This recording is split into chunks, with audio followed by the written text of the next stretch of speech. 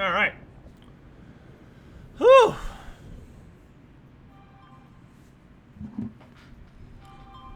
Hello, folks. Oh my god.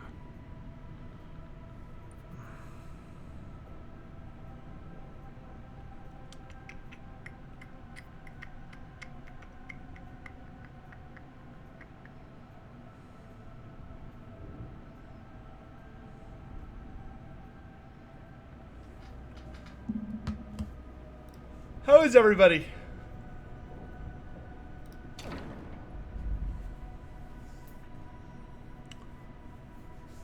Oh my goodness. Pretty exciting stuff earlier today. Managed to finally get a thumbnail thrown together. Oh my dudes. It has been a day and I still have shit I gotta do today. I still have to, there's a video I need to record. I have to put out an announcement for you guys, but that'll be later today. And then I still have to go to the store, and it's gonna be a pretty big store run for my family. That's gonna be annoying. But I offered to do it because I don't want my parents doing it, because they're in the, they're in kind of the risk situation.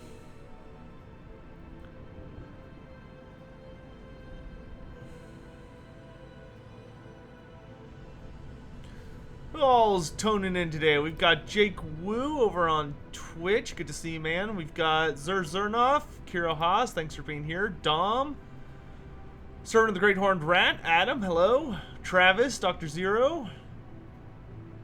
Dave Doge, good to see you. Undertaker, hey, what's up? EA Diaz, nice. Travis, I've not yet. I'll try and remember to watch that after the stream. So, we'll go ahead and start getting going here with another match, and then we can start talking about all the announcements and reveals today, and some thoughts on them, and stuff like that. But real quick, which color scheme do y'all think we should go with for today? Because right now I'm running Clan Verminous, which is like red and white, which is pretty close to the Clan Moors color scheme, but I've unlocked a couple of other new ones. So like I have the Veiled Skaven here, which are albino Skaven with white, or albino Skaven with black armor and kind of like, I guess, yellow accents. I also have Clan Scurvy, who are kind of more of a yellowish green color with dark gray armor. And then of course there's the OG colors, which are kind of a mix of like red, black, and tan. But I'm almost max ranks with these guys. I think I'm at almost rank 14 out of 15. Quizzer Thomas, good to see you. Jack Abs, hello, hello. Skalaken. Clan Scurvy, Veiled Skaven, Verminous. Okay, there's like one for each. Make sure you bring the Drake gun to the store. I don't think they'd let me in. Yeah, Clan Scurvy is actually a Warhammer Fantasy clan, as well as Age of Sigmar. They're the pirate clan in Fantasy. They're the ocean-based Skaven.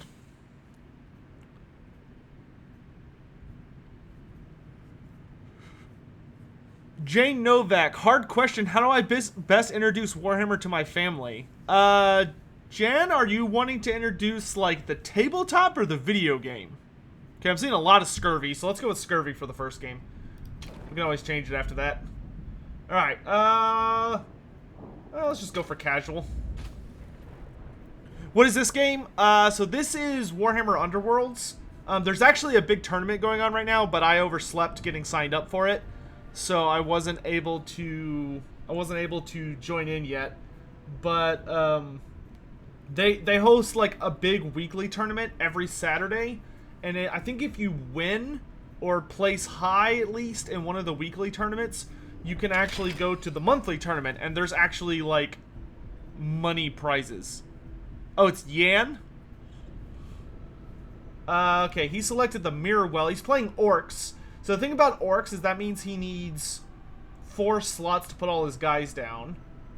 But Orcs are also kind of slow. So I think what we're going to do is we're going to go Shattered Tower, but we're going to deploy the map like this. That way he really has to... His 4th guy will have to move like really far to get involved. Tabletop, because my father asked where all of my money went. Okay, so for tabletop, I honestly think the best way to introduce people that have never seen it before, or who find it to be like a really weird or novel concept, I think the best thing to generally do is to show them, start off by showing them smaller aspects of the game. So show them like Underworld, Warcry, or Warhammer Underworlds, or Kill Team if you play Age of Sigmar, or Blackstone Fortress. You know, show those kinds of things that only require like a handful of models, and then you can kind of start building them up. You can kind of like ease them towards getting used to you using like much larger groups. Alright, so what do we have here? Concealed weapon, great strength. Ooh, Spoils of Battle is super good. That lets us play an upgrade for free. Brilliant. Change of tactics we can get almost for free. Supremacy will be a little hard in this, but not too hard. So we'll go ahead and keep both of these hands. Did they upgrade the boards? Yes. They did like a big visual update. So you'll notice that it looks a lot better. There's the random terrain around the map looks a lot better. When you do this mode, which is my preferred mode that highlights everything, it looks a lot better. Let's throw down Lurking here, because he's our guy that's designed to just fight and die almost immediately. Well, Kill Team if you do 40k, not... Where's the Ogre Kingdoms Q&A? Ogre Kingdoms Q&A will be coming out this Monday, and like throughout that week. And then some, because it's probably going to be a pretty long series. Okay, let's go... He's moved at 3. Okay, let's go... Hungering will go here.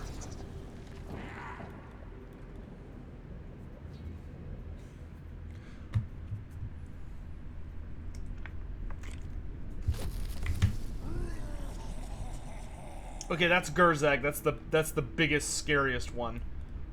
So let's go... Let's put Kirk the Almost Trusted here. Yeah, I think for my warband, I have to unlock one more piece of artwork, which is this little thing down here, your icon.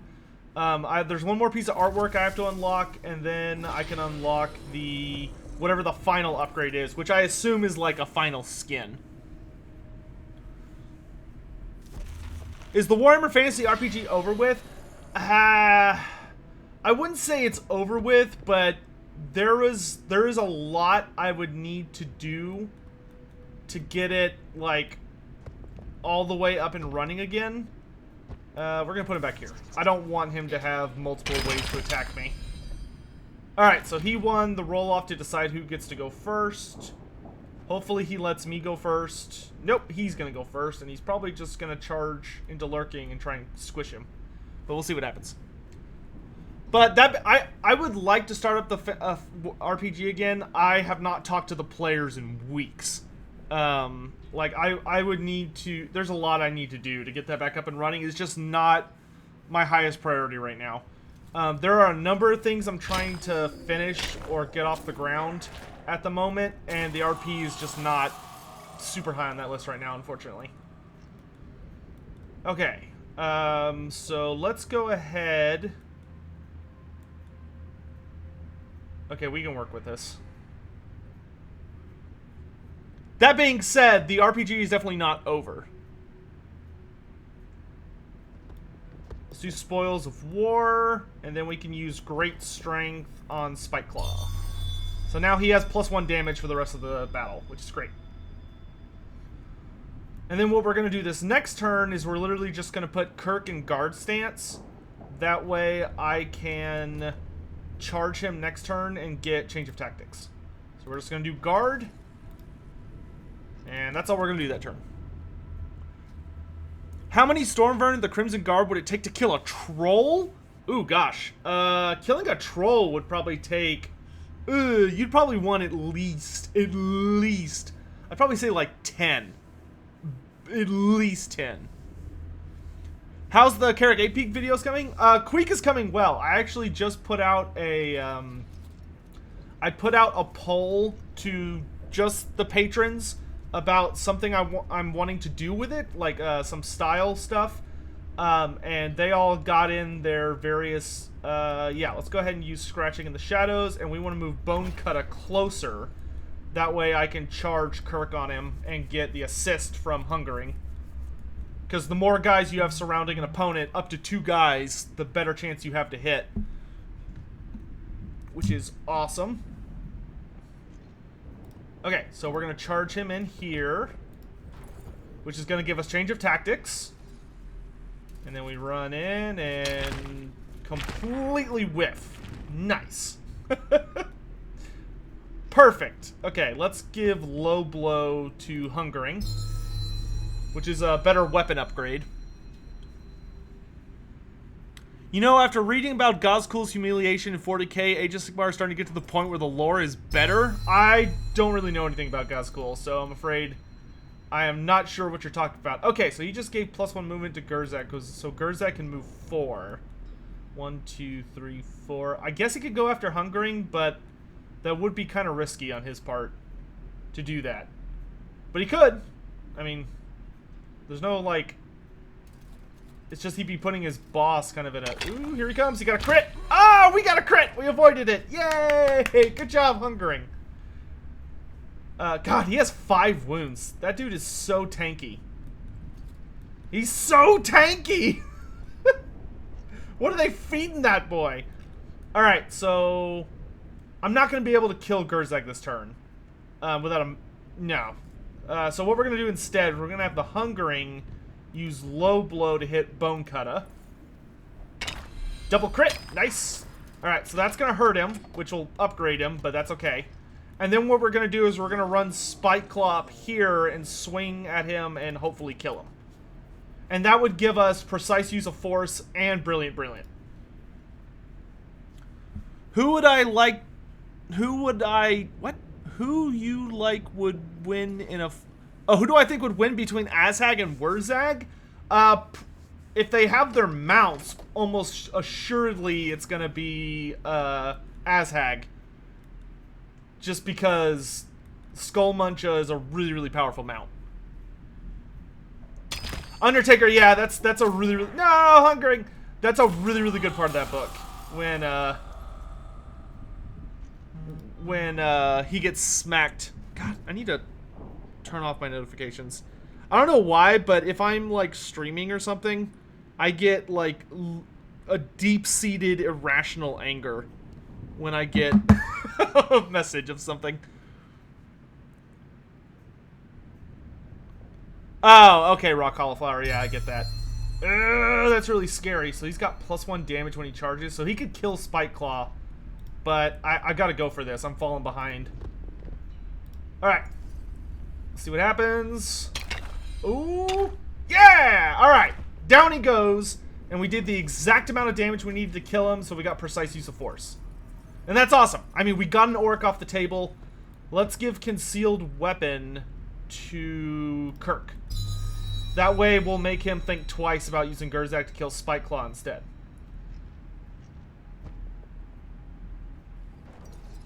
Ah, dang it. So by killing Bone Cutter, I gave him two points.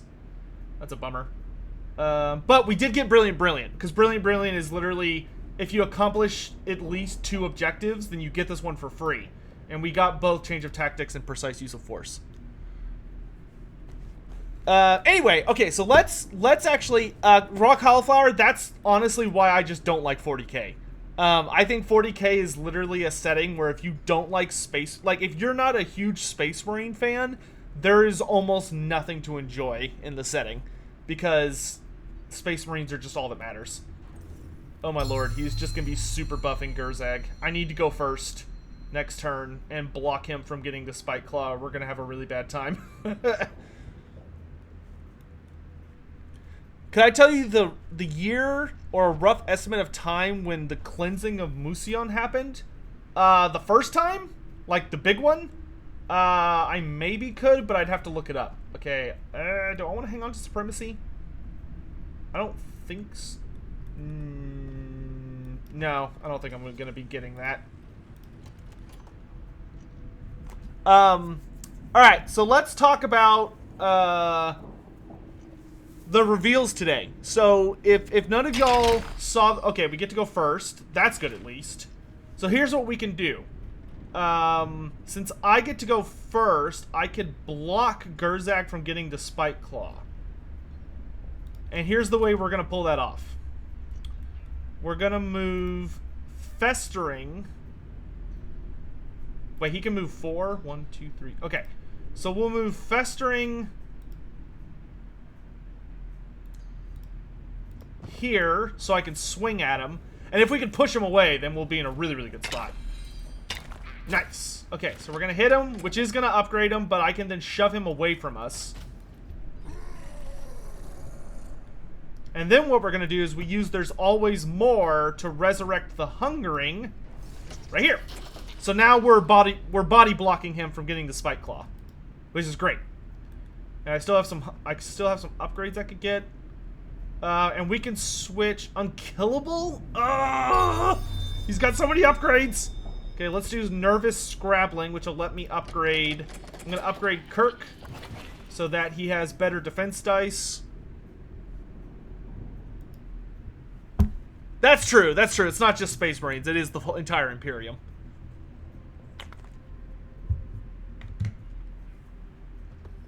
I have 2 upgrades left I could get. Give me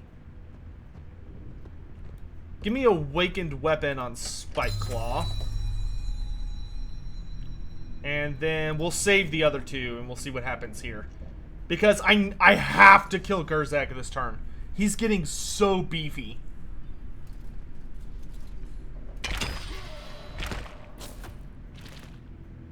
Wow, that whopping 1 damage. He could push him down, though, which would give him a better move to... Oh, yeah, Trap. Okay. 1, 2, 3, 4.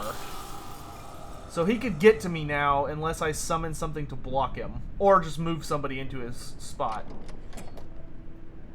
Ooh.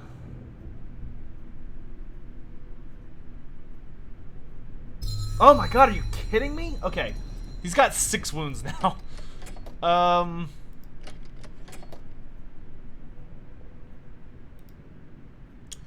Man, this is getting really scary.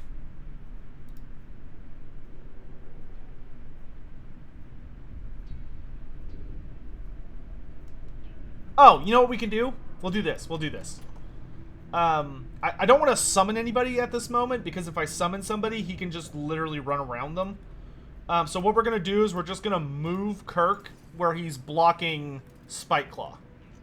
That way he just can't get to Spike Claw.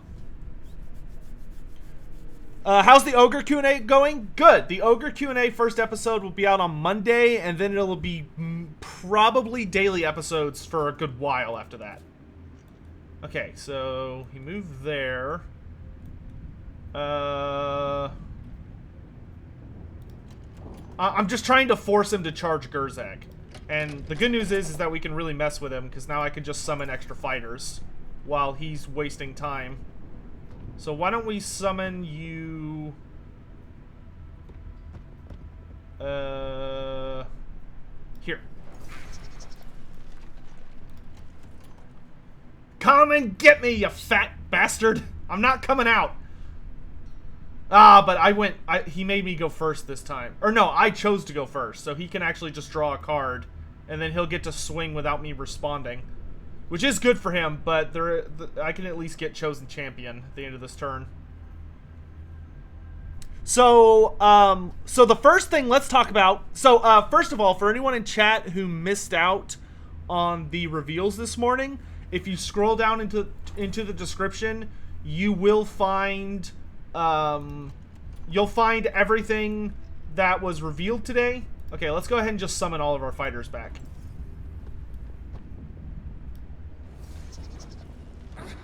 Okay, so who among you have upgrades? You have 1, you have 1, you have 2. Okay, as much as I hate doing this, we're gonna put the spear on Spike Claw. That way I can just get chosen champion, because that's all I care about. Alright, but the full warband's back, so that's good. And now he's gonna try and kill one of my guys. And he's going for Kirk. Oh gosh, okay, he got 1 hit, but I guess he rerolls. Ah! Okay, well, I didn't get any defense dice anyway. Alright, so now if he goes, he's going to try and go first again, and if he gets it, then we are in big trouble, because he's got all the rerolls. But we do get chosen champion, so that's good. We're keeping up with him. Let's go ahead and get rid of arm's length. That's probably not going to happen. We can keep... Nope, you know what? Let's get rid of Scritches the Greatest.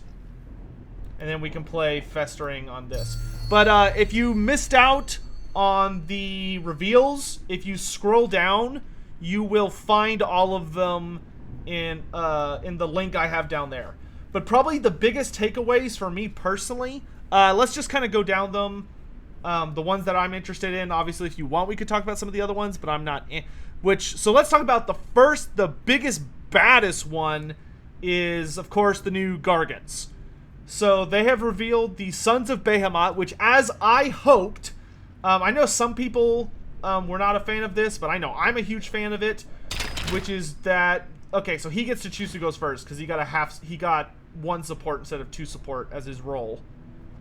Ooh, gosh, this is going to be... So the question is, does he go first and just try and kill everything? Well, yeah, I can't imagine him wanting to go second. I don't know why he would go second. The only reason I could see him going second is... Yeah, no. Okay.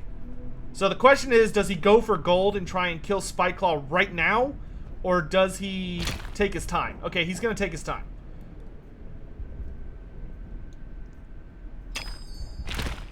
Oh, double shield. That sucks. Alright, so this is not looking good. I'm going to be honest with you guys. This is not looking good. But we're not out yet. Oh no, I don't have any. Oh shoot. Oh shoot. I guess we just go for it.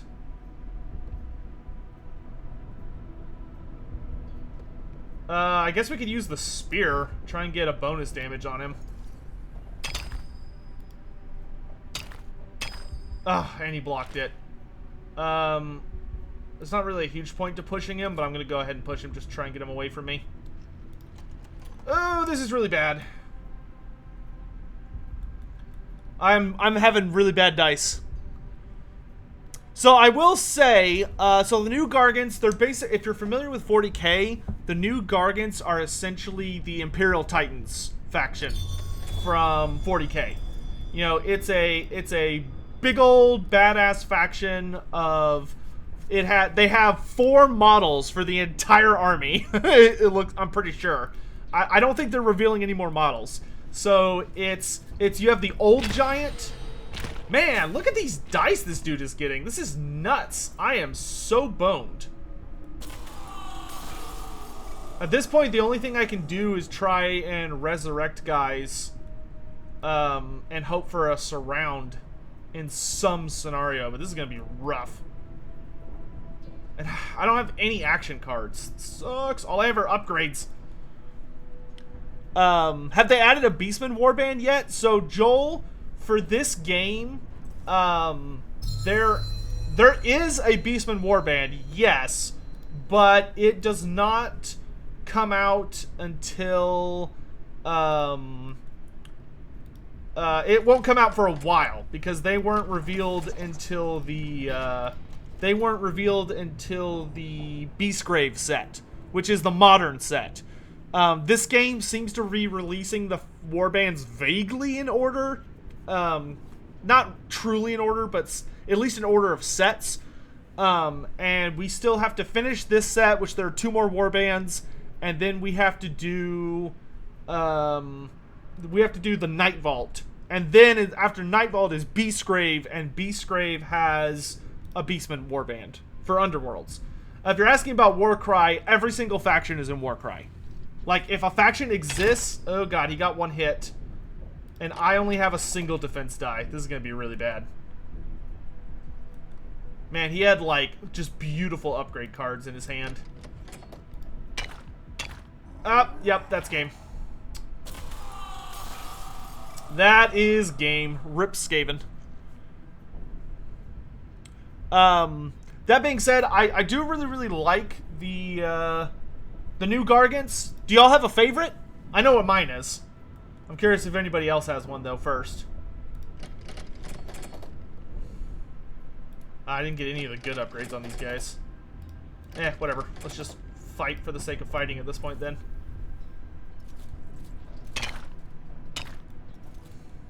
Man. Just a big ol' whiff. Are the new Giants multi-part? What do you mean, Pop? So, to my understanding, it's probably going to be 1 kit that you buy. It'll probably be a single kit that will allow you to build any of the Giants. And so far, so far the factions are... The faction is just the 3 super giants and then the old school giant, which literally, like, the old school giant is this big and the new giants are like this big. Like, they're huge and they're plastic, which is awesome. Really impressive that they got such massive big models despite being plastic. I will say that my favorite, Krakeneager, War Stomper. Yeah, for me, it's the War Stomper. Which the War Stomper is the one I put in the thumbnail. Which is the one with, like, the beard. And all that stuff. I love the War Stomper. I think that one is awesome. But the really cool thing they revealed about this faction is that if you get any of the giants from the Sons of Behemoth faction, whoops, you also can use them in any faction. So no matter what faction you're playing in the entire game, you can use the giants from the Sons of Behemoth as, like, mercenaries, which I thought was really cool. Okay, it looks like Fowls challenged me to a game, so I guess we have to accept that. Here, let's change our color. I think some people wanted Veiled earlier, so let's switch to the Veiled skein. And then we've been challenged to a game, so we will accept. Launch match. The War Stomper looks more like a classic giant. Yeah. So, so something I noticed that I actually would appreciate somebody in chat going to check. Actually, no, I can check. No, somebody in chat can check it.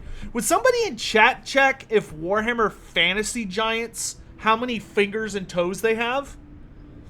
Because I just noticed that the new Age of Sigmar Giants only have 4 fingers and 4 toes. They don't have 5.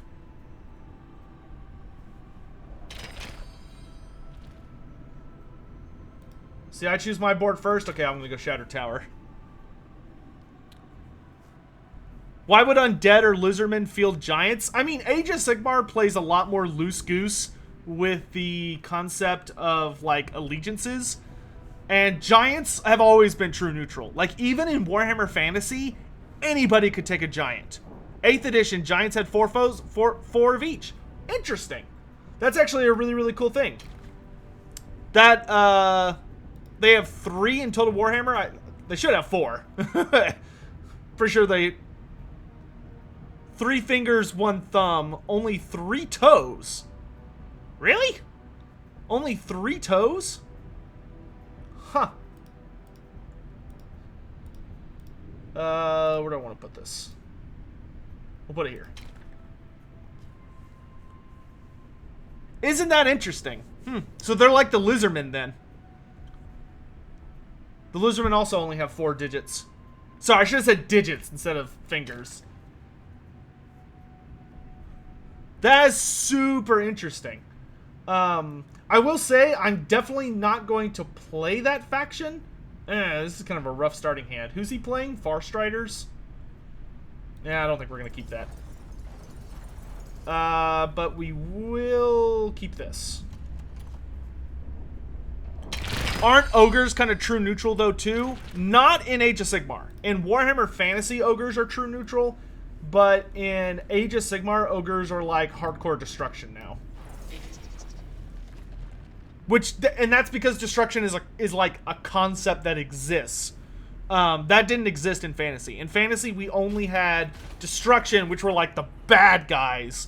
Then you had neutral, which was Tomb Kings and Ogre Kingdoms, and then you had order, which was all of the good guys. Alright, so let's go festering. I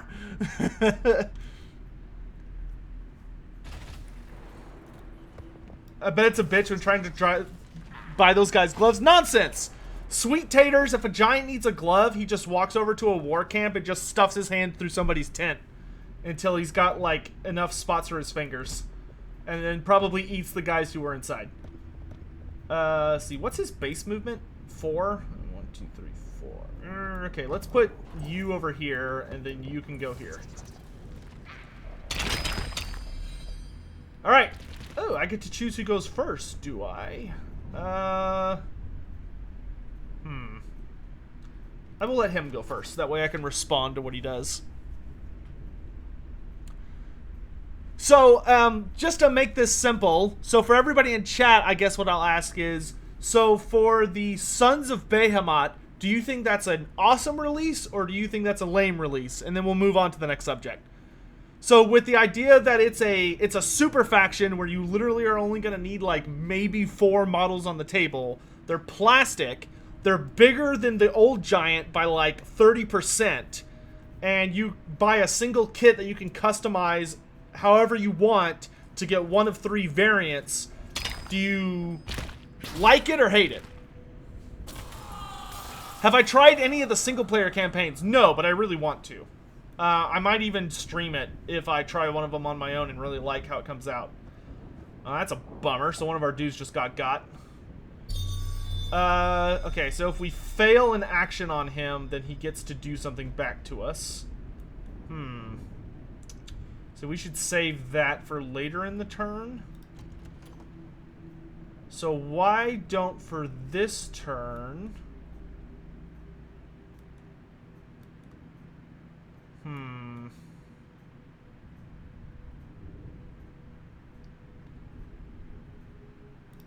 Let's have festering. Where are all the objectives? 1. Okay. Let's have festering move back onto objective 3. Then we can end our turn.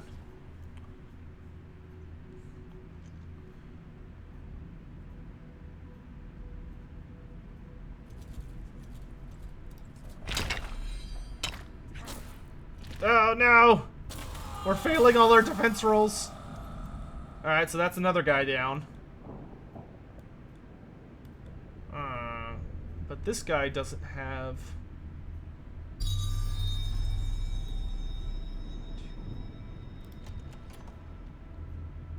Okay, now let's start implementing our actual plan here. So let's send... Yeah, that's fine. Let's send Kirk to objective 3 and swing at this guy. Double hit. Nice! And we will keep him there. Probably should have knocked him back, now that I think about it. That's okay.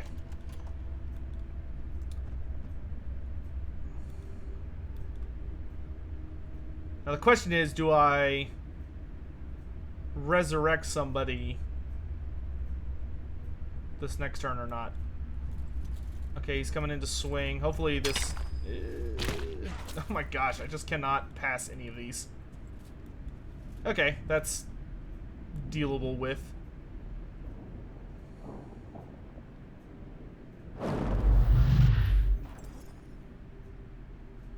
What? I think Foul misunderstood what that card does. Because he just healed Kirk one, and I think he thought this would kill him, not heal him. It's okay though, we all make mistakes. Alright, let's I guess we could resurrect a dude. Because he's already moved all his guys. So let's resurrect the... let's do Hungering, I guess, right here. Which will improve our chance to hit. And then for our last turn, we'll send in Spike Claw and try and kill off this guy.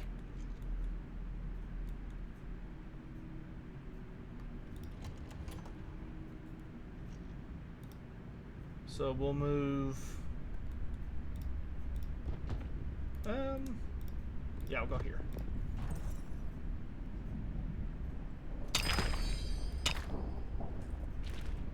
Oh, no, he healed himself one. Ah, okay, now I see what he did.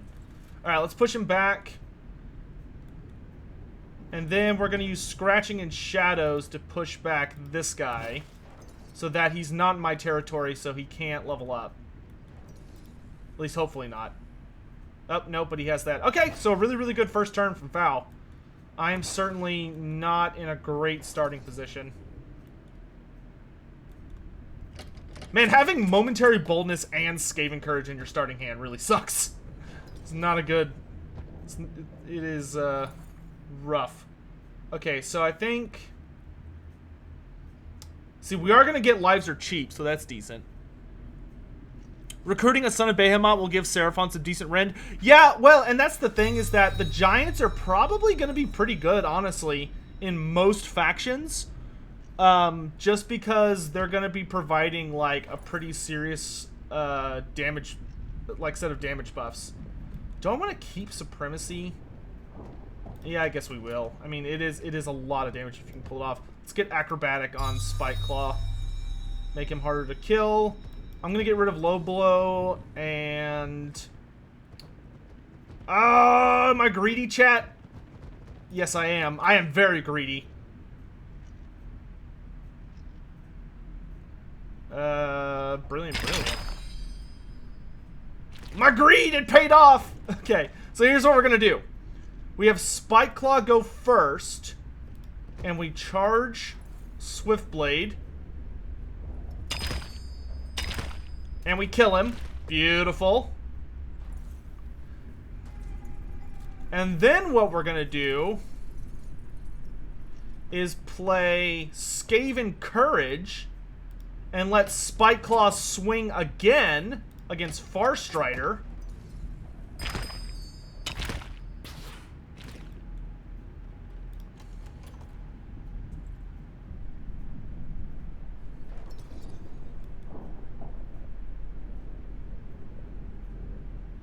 Oh, I actually did that wrong.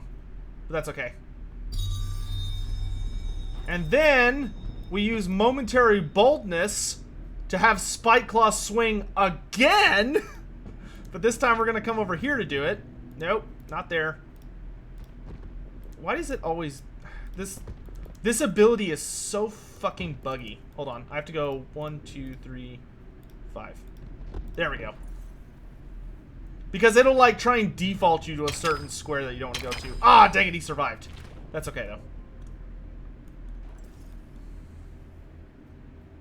What's this about Giants and factions? So, if you check the description, they revealed the information on a really, really anticipated by most of the community warband called the Sons of Behemoth. And their whole gimmick is that they're just a faction of pure giants.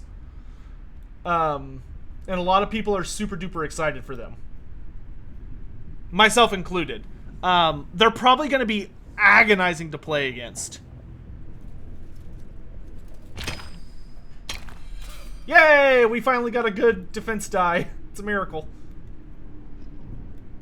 The first fighter to be targeted gets +1 defense next turn. Okay. Maybe I just won't attack him then.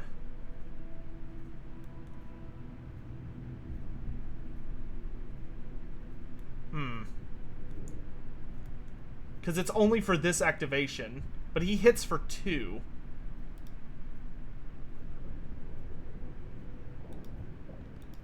Eh, screw it.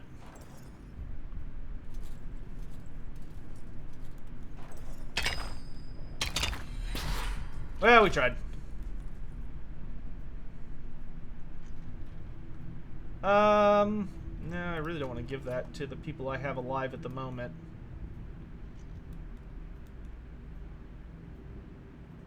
Yeah, I guess our goal here is just going to be try and kill Farstrider. If we can make it where Farstrider is the only person still standing. Woo! That was lucky. Ah, but he pushed me. What a big rude.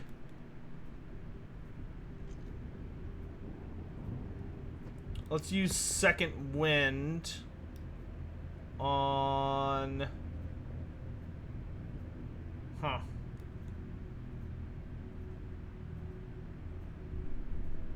Yeah, we can use it on Kirk. Just to make him more survivable. Now the question is, what do we do with this spear? Let's give it to... Let's give it to Lurking. And then we can run him around and try and stab Farstrider. So we'll run him to like here. And go for the stab.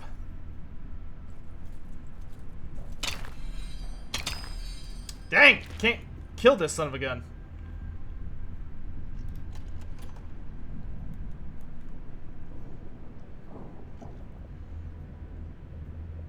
Yeah, they're basically Sky Titans. Thing that annoys me the most is that the Kraken Eater gets a flame cannon, but the Cities of Sigmar doesn't. Maybe the flame cannon will come out later? That's the only thing I can think. Alright, I guess for our last attack, we're gonna go in with the Hungering. Might as well. Just all in here. Nope. And 4 failed attack actions on one guy. That is pretty rare. Or no, 3 failed attack actions, I think.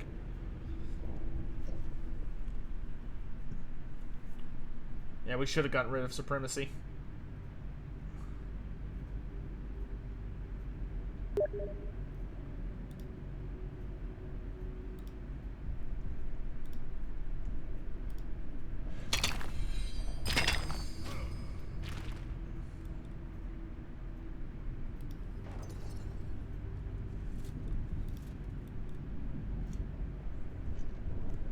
If I had to choose one racial capital from Warhammer Fantasy to visit with no risk of harm, where would I go? If I could go anywhere in the Warhammer Fantasy universe to pay a visit, and there would be no chance I could die or have anything bad happen to me, I would probably go to... I would either go to the Inevitable City in the Realm of Chaos, or I would go to... I'd probably go to Itza, honestly. Like, Itza would be pretty nuts. Alright, so he gets to decide who goes first. These are some okay cards. These actually give us some decent options if he kills off Spikeclaw. And he does.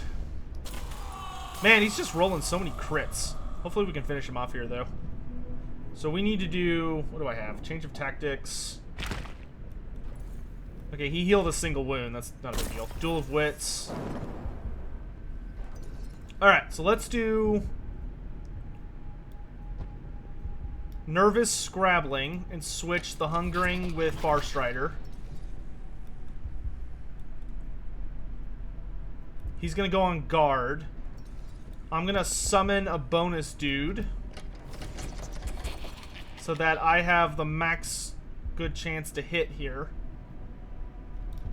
And then we'll just have Kirk start swinging. That's really the best case scenario. Oh, come on. Dude, we are getting just absolute shit on our attack dice right now. Alright, we'll push him away from us. And then let's put Kirk on guard. Because we do want to try and keep him alive.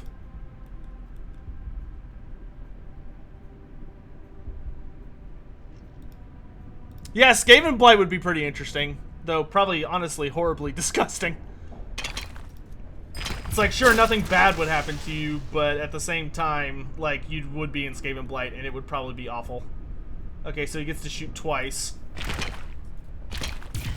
Yeah, how's it feel to roll like shit? Like I've been constantly.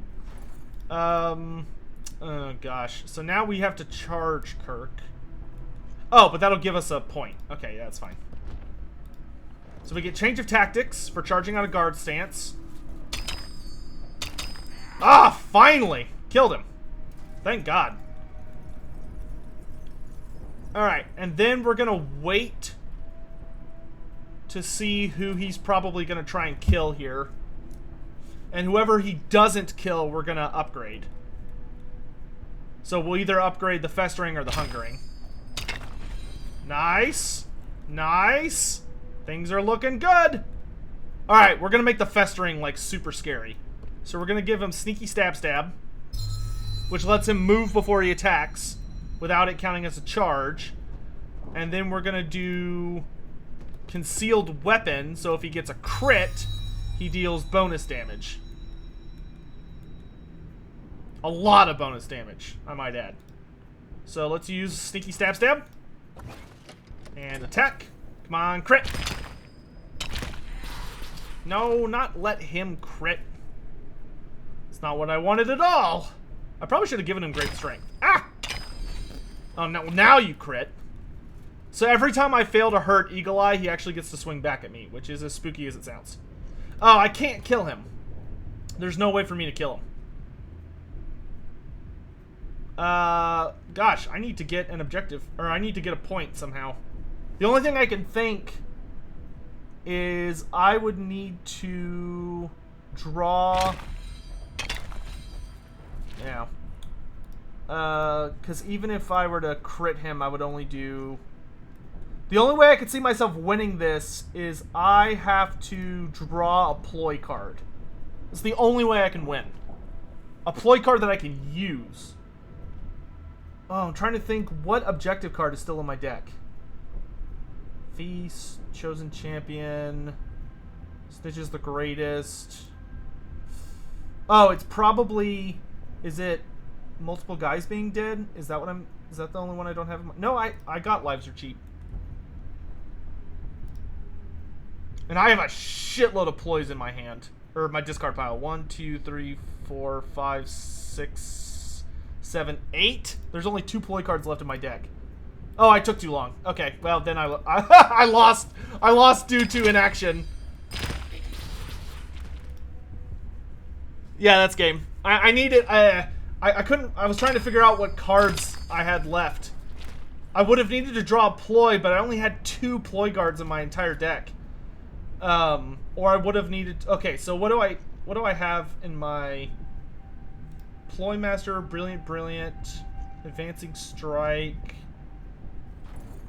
Trying to think what I would still have had... Oh, I accomplished... Oh! Oh, shit! Oh, we won! I didn't realize that we had gotten 2 objectives done. Or I didn't realize we'd gotten Ploy Master. Yeah! We won right at the finish line. Barely squeaked out a win. Oh man, I was sure I had lost. That's funny.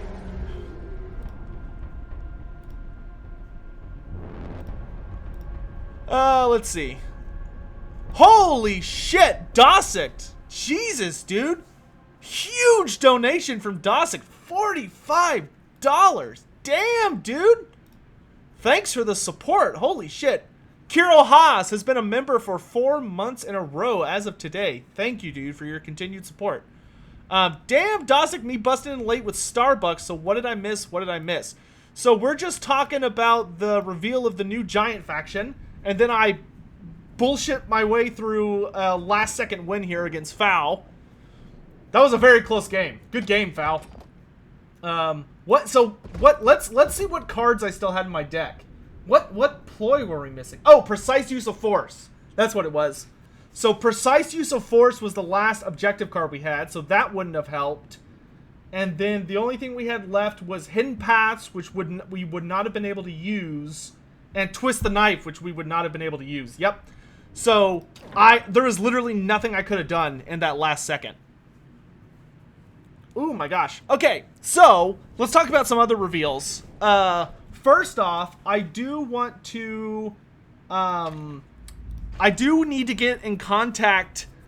Oh, sorry, Foul. I must have missed that. I do need to get in contact with Professor Pone, because did y'all see the Blood Bowl reveal? The new Blood Bowl team? It's fucking Snotlings, dude. It's an entire team of Snotlings. There's a team even weaker than Halflings. Fucking, that's insane. Like, there's an entire team of, like, strength 1, toughness 1 guys. Like, and it comes with a Snotling pump wagon, which is amazing. That's so awesome. We'll talk about the new Warcry band in a second. But, like, I'm going to message Professor Pone right now and ask him if he's seen it. Hold on. When's the last time I talked to him?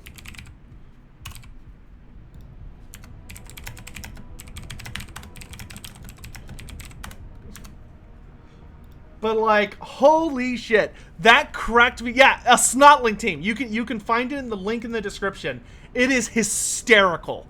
It's literally the worst team in the game. Like, they took Halflings, and they actually, so in the new season of Blood Bowl, they actually gave Halflings some rules that make Halflings possible to win with. Like, they made them okay. But then they're like, but then they're like, no, we need to have a trash tier. There has to be a trash tier warband. It is the only way. Let me get to him. Here we go.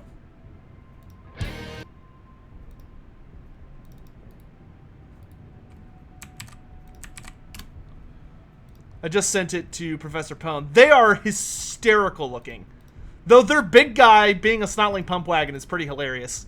Like, it sounds like they're basically going to be like the goblins, just way worse. So they're going to have, like, all the different ways to, like, cheat and stuff. Waiting for him to connect. Oh, okay. The player has disconnected. Okay, so that was a free win for us. All right. That's fine. I'll join in just a little bit.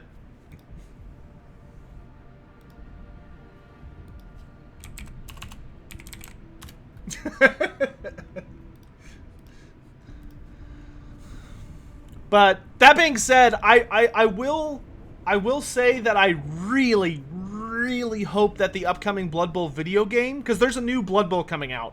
I don't think it's called Blood Bowl 2. I think it's literally just like Blood Bowl.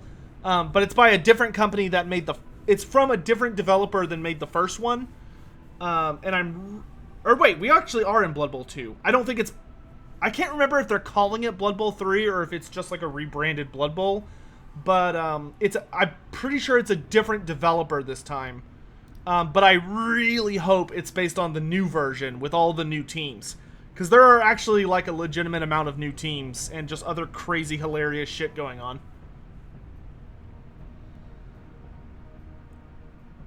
They might be calling it Blood Bowl 3. I mean, they probably should call it Blood Bowl 3, but it's a different dev, so I don't know if they're going to or not.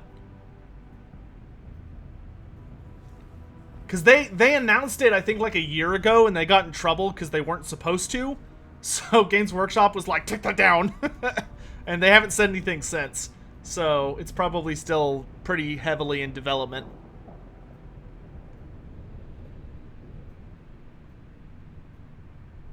It's going to be the latest edition. That's good. It should be.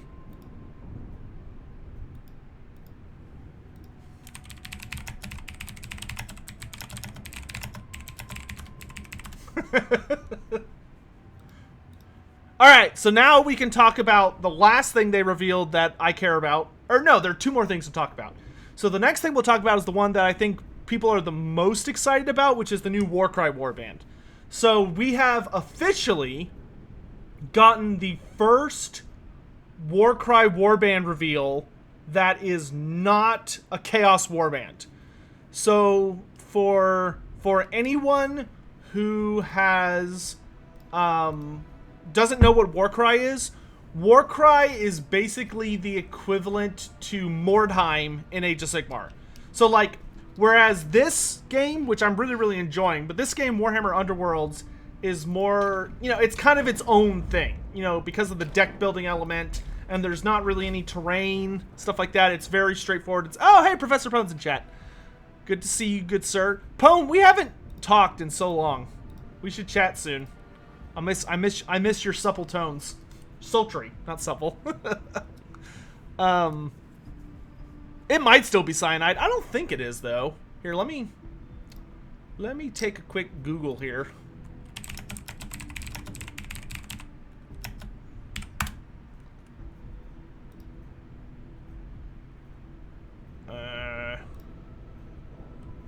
See, oh my god. PC Gamer!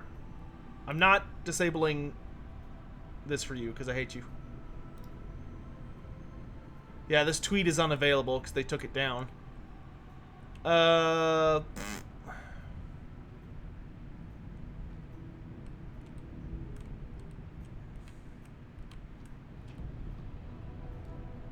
Maybe it is cyanide.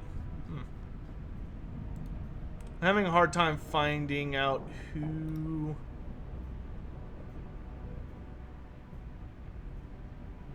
Oh, yeah. Yes, okay, yeah, it is cyanide. Yep, okay. I think I got confused by the publisher. So, yeah, cyanide is making it.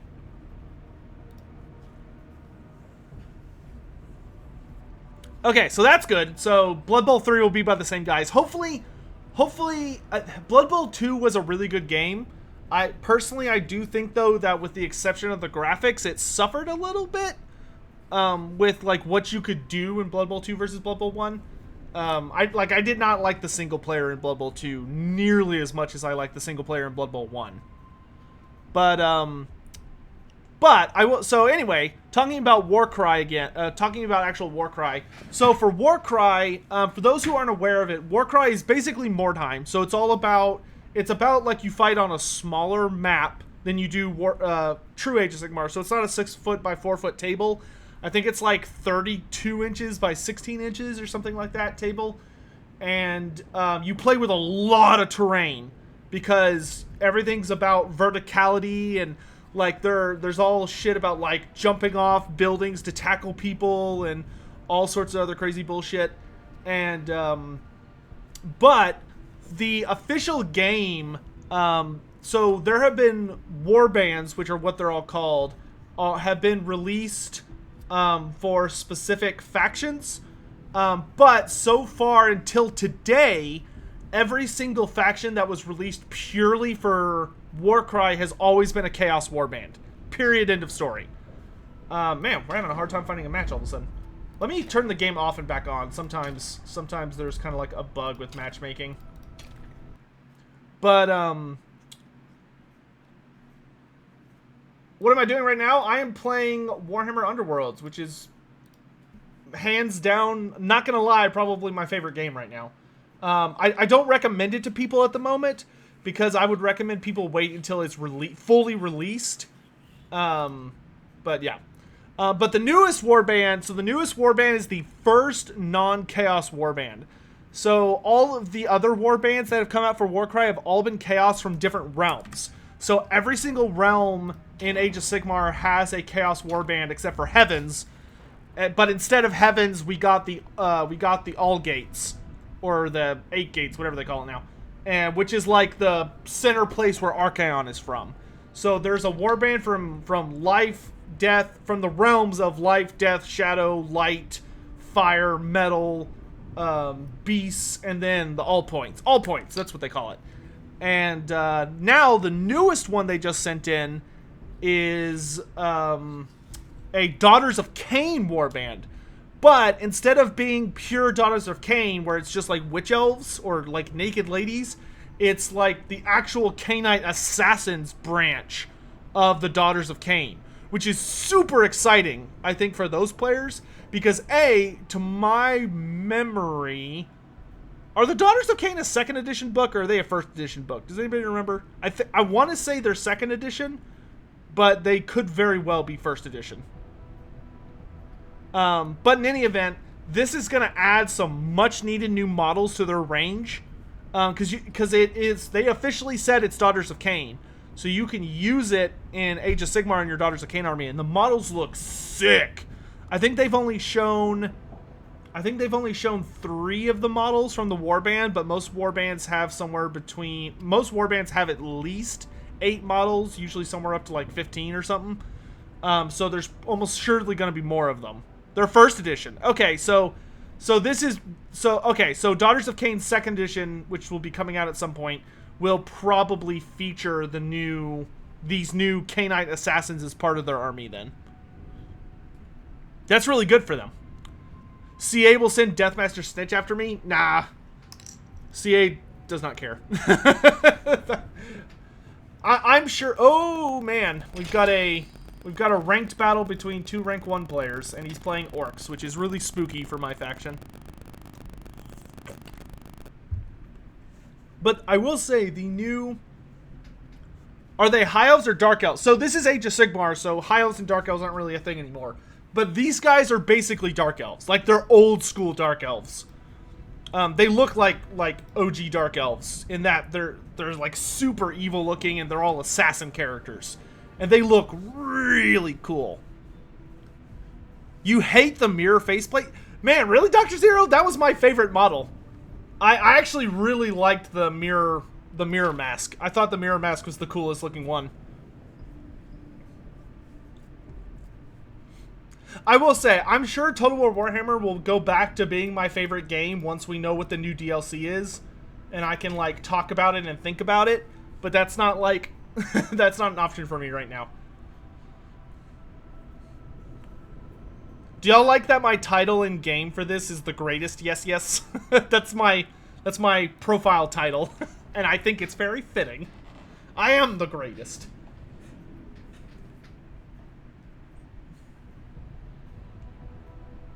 The boss reminds you of Mistweaver's Sai. Yeah, that makes sense. Man, those characters are so weird. The characters they released for that game. Because, like, they were cool models, but they didn't really do anything with them. And then they just kind of stopped pretending like they were a thing. Ooh. I do not like this hand. Okay, let's get rid of my objectives. Oh, gosh, do I want to keep this? These are, like, my favorite upgrades, but I only have 1 ploy card. Black Hunger, Great Strength, and Awakened Weapon. Let's hope we get the... Ooh, yikes. This could be bad. I'll let him deploy first. Yeah, Total War will almost surely go back to being my favorite one once the new DLC comes out. Which, supposedly, we should have an announcement on soon. But that also means Creative Assembly version of soon, which could be anywhere from like a week to a month. Ooh, I like his color scheme. I like black armor. They're like actual black orcs. Okay, let's just go ahead and throw down Kirk, the almost trusted, here.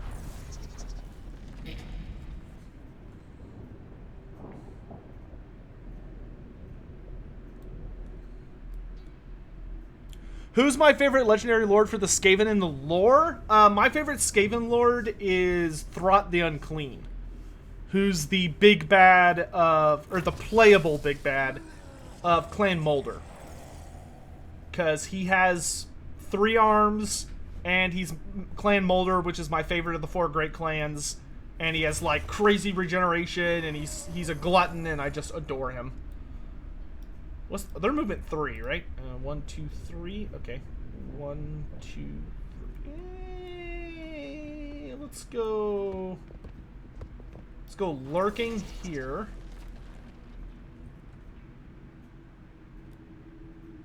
I want to post somebody on an edge. That way I can use hidden paths. So we'll definitely put a guy here. We'll probably put Hungering there. And then we can put Festering over here. And I do not get to choose who goes first. Did Grace said the announcement would be in May, or did she say release would be in May? Oh, he let me go first. What a gentleman. Alright, so what I'm going to do first is I'm going to put Kirk in guard stance so that we can get change of tactics. Then we're going to use hidden paths and move the hungering to objective 1. That way he's upgraded. And I'm standing on an objective. So now none of the orcs are in range for a charge except for Gurzag. God, starting with 5 wounds is so good. Oh my lord. The announcement will be in May. Okay, that's kind of a bummer. Oh no, he got +2 movement. So he could try and one-shot Kirk. He won't be able to kill Spikeclaw in a single attack unless he has some kind of +1 damage buff. He's probably going to try and kill Kirk, because killing Kirk can be devastating early for a Skaven player. So he could go with +2 movement. If he ends up here, at either of these 2 spots, he'll be in a really, really good position to kill him, which would be unfortunate. It wouldn't be like the end of the world, but it would be annoying.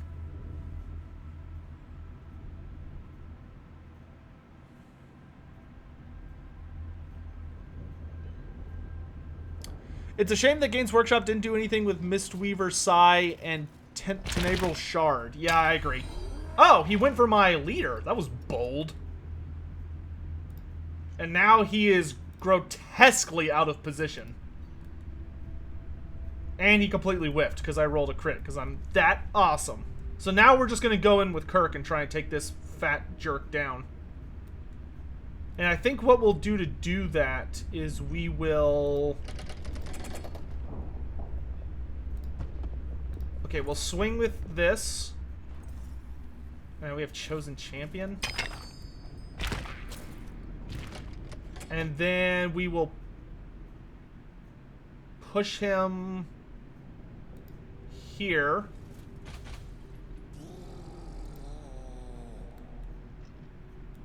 And then we can use Great Strength on Spikeclaw, which will let Spikeclaw kill him.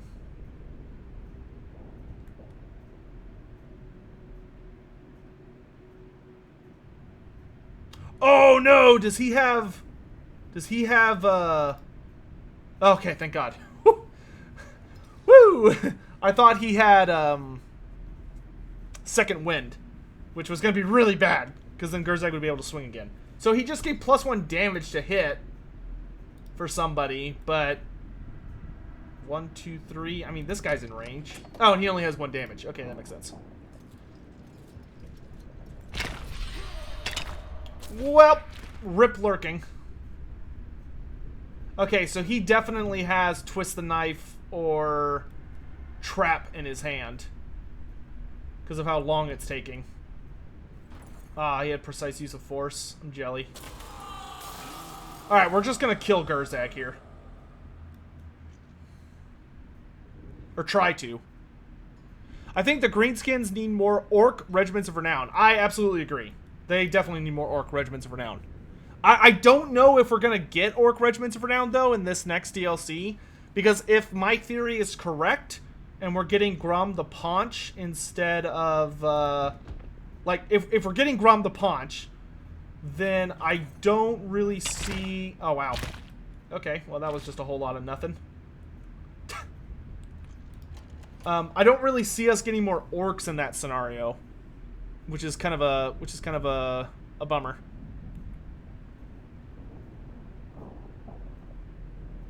Just because if they're gonna do Grom, it's probably gonna be like more goblins, maybe trolls if we're lucky, because of his whole association with eating trolls and having like big regeneration and stuff.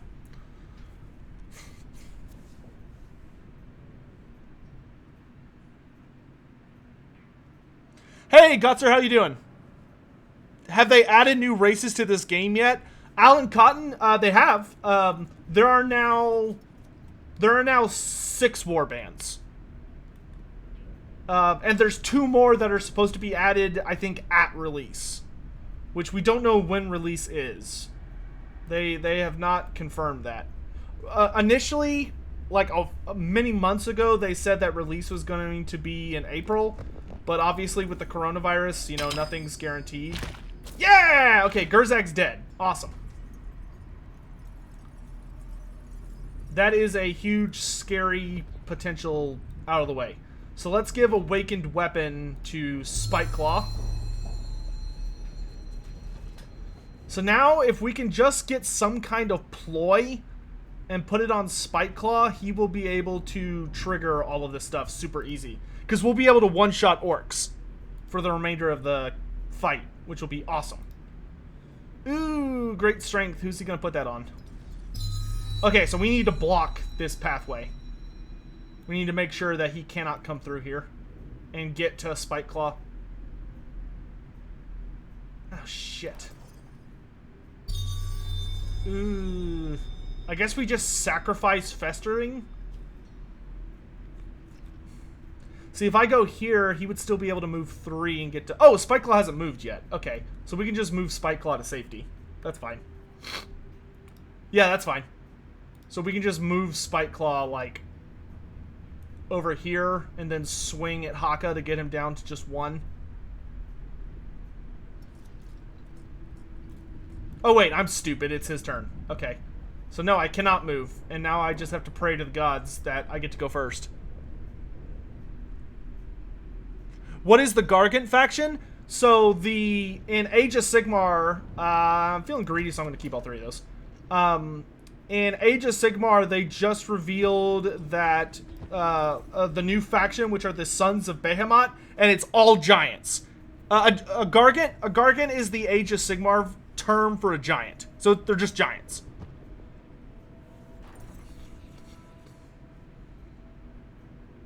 Any news for 40k? See, for 40k, they revealed the next Psychic Awakening, which is going to be about Necrons, Sisters of Battle, and somebody else. Oh, God, we got a perfect hand if I get to go first. This is literally perfect.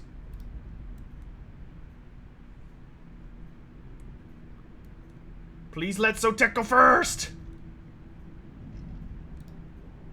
Dice God says... Yes! I can work with this. So I'm going to go first.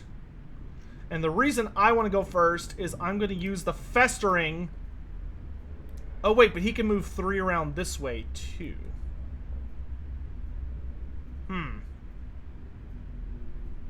Well, that's actually kind of a problem, isn't it?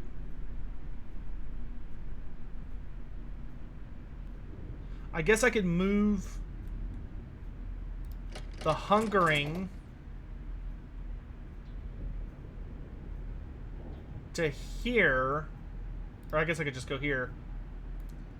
No, well... Yeah.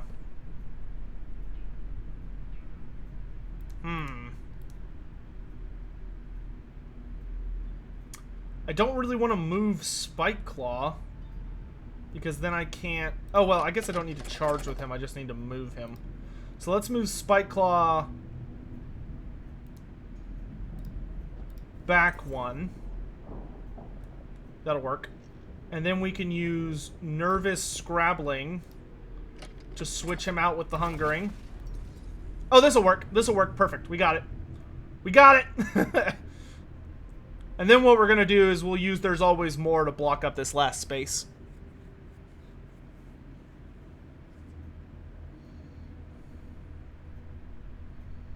Unfortunately, that means we're probably not going to be able to get Arm's Length off. So we might need to discard an objective card. So look, so now he's going to start using all of his cards to buff up his dudes. And I'm going to say, no you don't. Alright, so he cannot get to Spikeclaw now. Spikeclaw is protected.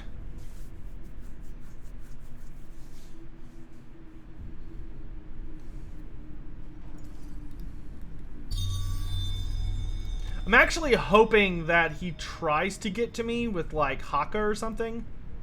Because if I could get somebody over here-ish so I could push them away and still swing with Spike Claw, that would make me really happy.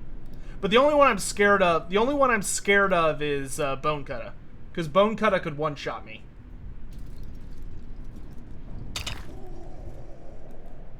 Okay, he does have an awakened weapon, so he can reroll one of those. Any predictions on the new free LC mount? Not...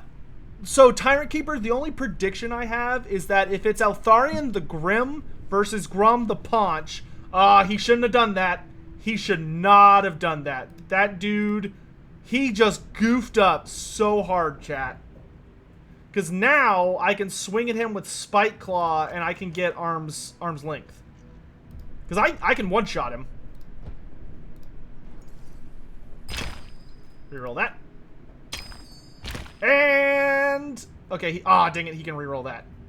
Don't get a crit. Don't crit, don't crit, don't crit, don't crit, don't crit, don't crit, don't fucking reroll it. Don't you crit. Don't do it. Don't crit. Don't. Yeah! Alright, he's fucking dead. Nice. Nice! That gives me another upgrade card. Give me low blow on Hungry. Beautiful! Alright, we're golden. Yeah, I know I can swing over my own fighters, but the card I was trying to score, Dr. Zero, is called Arm's Length. And Arm's Length states that I have to kill someone while none of my fighters are adjacent to them. So if any of my fighters were adjacent to that orc, I would not have scored that card.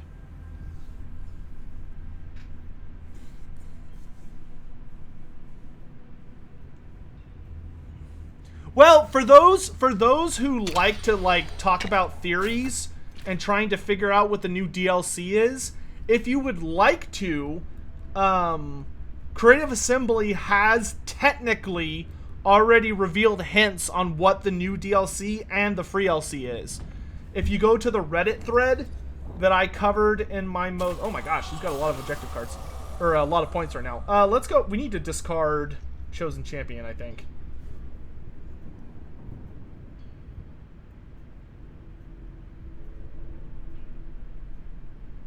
Because I could move him, but I don't want to do that yet. I really need him to move closer with Haka. Yeah, let's go ahead and discard Chosen Champion. Precise use of force. Okay, there's a really good... We have literally a perfect hand if he moves closer. Oh shit, never mind, he doesn't need to. I could have just killed Basha. Damn it! Oh well, it's fine.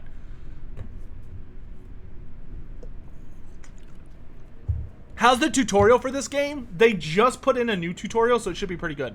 Oh, I may have gotten distracted. If they are going to put in Eltharion the Grim, then the new mount is probably just Griffins for High Elves. Like, it's probably just going to be all of the High Elf characters get Griffins. Hooray. Well, rip that dude. Poor Lurking.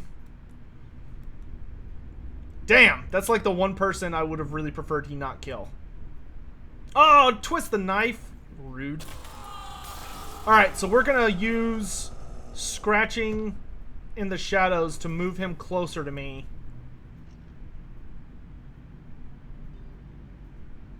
Oh, okay, okay. Hold on. I see a potential good play here. So what we're gonna do is we can use scratching in the shadows to move Haka here. And then when my turn comes, I can resurrect a guy here, which then will let me use Skaven Courage to swing again. Or swing with Spike Claw. While also giving me a dude back. Yes. And that'll also maximize my chances to hit. So let's bring back Lurking. And then Skaven Courage on Spike Claw. Swing. That's literally a perfect roll. Boom! Precise use of force. Spike Claw killed a guy. And a point for killing someone. Mwah! Perfect. He still has more objectives. How does he still have more objectives than me? Jesus. He has so many ones that are just like, take damage, and he gets points. Oh, he's also killed a lot of guys, I guess. Alright, so we're going to get Brilliant this turn. And then we're going to get rid of both of these, because I'm not going to... Oh, God, Hero Slayer? That's very bold. Hero Slayer is the strongest weapon in the game, but it's only... You only get 1 dice to try and hit with it.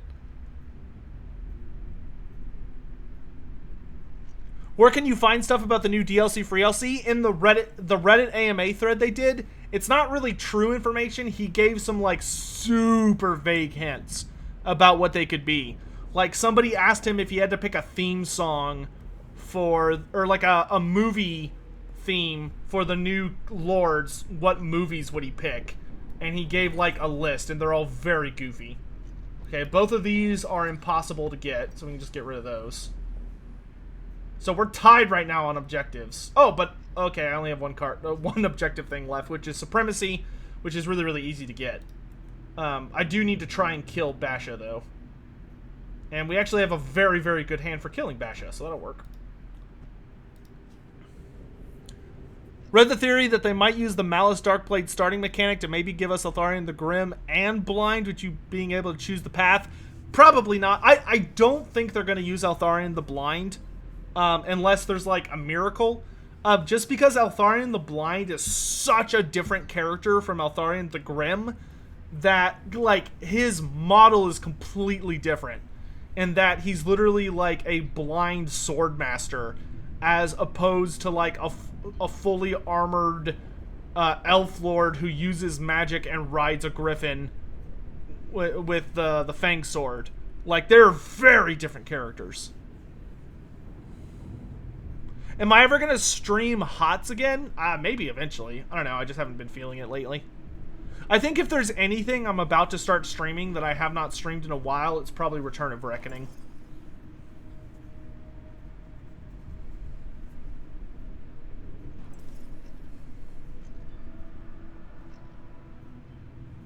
Alright, so we're neck and neck. I mean, this has been a close game. Ooh, I get to go first. Yes, I will go first, because I want to just try and kill him before he has a chance to do anything. So we're going to move up Spike Claw. Let's move to here. Actually, no. Actually, yes. Yes. No. Here's fine. Just try and one-shot Basha. Yep. Alright, that's game. We win! There's no way he can come back from that. I'm not going to bother playing any of these. Now all I have to do is just take these 3 objectives, and that's like super, super easy done. 1, 2, 3, 4, 5. I almost wonder if I should move into his deployment zone to make sure he doesn't get denial somehow.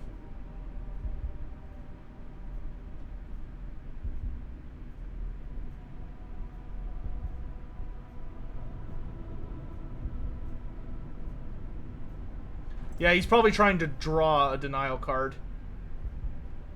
But if he gets denial and I get supremacy, those cancel out. So, meh. But on the other hand, if he has a card that can push me,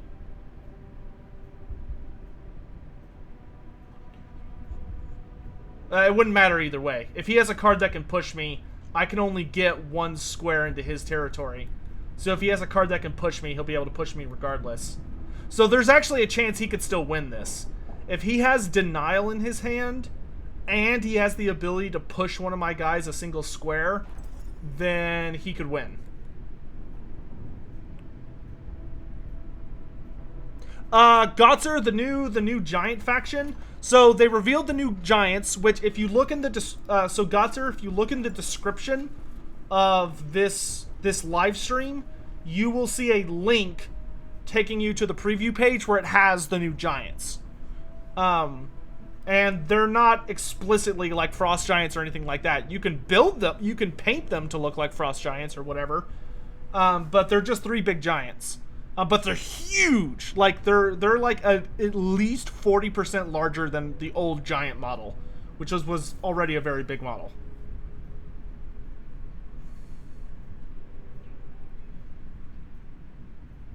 You know what I could do instead to make sure he doesn't get denial? Let's do this. We could play Second Wind, which should allow Spiteclaw to make a move, and then I can just summon my guy, like, way back in his territory to make sure he doesn't get that. Yep, that'll work.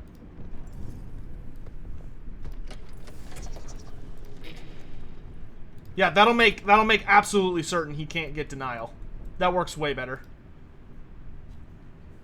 So I don't think there's a card he can physically... I cannot think of a single card in existence that he could score right now. Except for, there is a card where if your entire warband is dead, you get a point. But that would only give him a single point, which would tie us. And then I would win because I hold more objectives than he does. How does their size compare to the Bonebreaker Giant from Forge World? I have no idea. I know that the Bonebreaker Giant... Or, sorry, the Bone Grinder. It's a Bone Grinder. The Bone Grinder Giant is one of the largest models that you can get from Forge World. It's, like, huge, but I don't know how big it is in comparison to the other stuff. Alright, moment of truth. We now see if he got what he needed. Yep, see, he had the ability to push me. He did have the ability to push me. Woo, boy. So I would not have gotten Supremacy, and I would not have been able to prevent him from scoring. Yeah, I got nothing.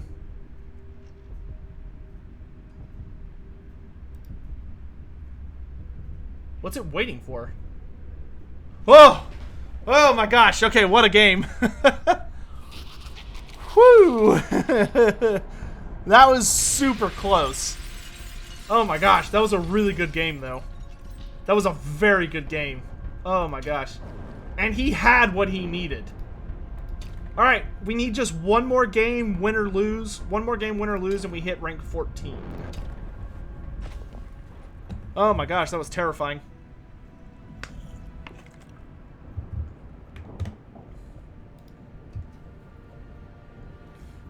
The Bone Grinder Giant is twice as big, then the Bone Grinder is probably larger still. But the Bone Grinder is made out of resin. The new Age of Sigmar Giants are made out of plastic, which is a huge accomplishment. Like, those are colossal models for being made out of plastic. Plus, they look a lot better. The Bone Grinder is a cool model, but it is hideous. I think it looks terrible. It looks like the poor thing is had just the worst stroke. It's just barely hanging in there. Though I do like, if I remember right, it has like a Bretonian trebuchet in one of its hands, which I always thought was cool. But I'm sure you can take a Bone Grinder as part of your faction if Forge World still sells it, which I'm not 100% sure they do. Forge World did actually retire a pretty good amount of their range.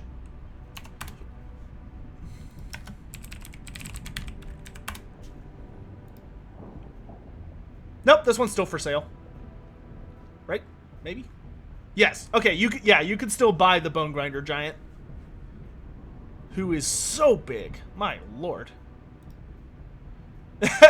Yeah, him standing next to a... They have him standing next to a Stormcast on the page, and it's so goofy how tiny the Stormcast is.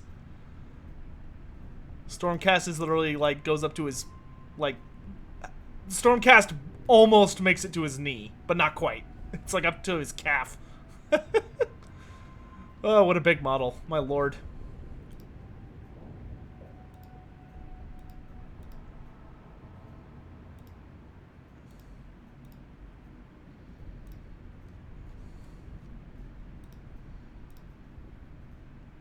Yeah, so yeah, the Bone Grinder is definitely larger.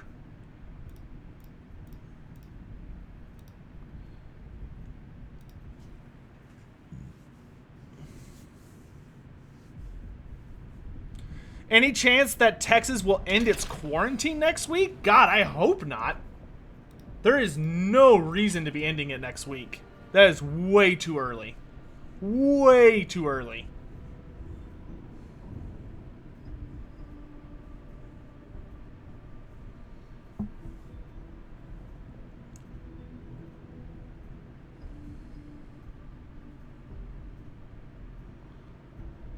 Like, we might start softening up a couple restrictions next week, but I don't know how things are going in Texas. Like, I only know, as a state, I only know how things are going in my area, which my area is doing okay. But, I mean, Houston, a lot of people are worried about Houston, especially. Like, Houston has really high potential to turn into just like a crazy hot zone if they're not careful. Oh, we're fighting corn? Ugh.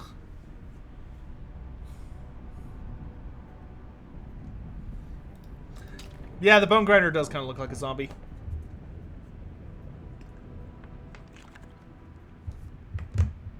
Yeah, I'll put it this way. If they ended the quarantine in Texas today, or sorry, next week, if they put the quarantine in Texas next week, I would be fucking furious. Like, I would be calling my representative and the governor's office and stuff, because that would be so dangerous.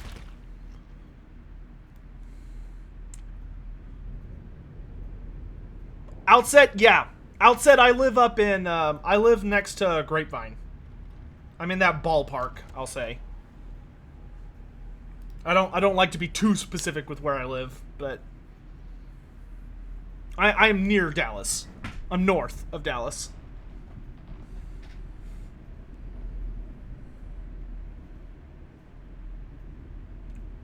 Tyrant Keeper, they're gonna have a battle tome. Yep, the Sons of Behemoth are a faction, not a...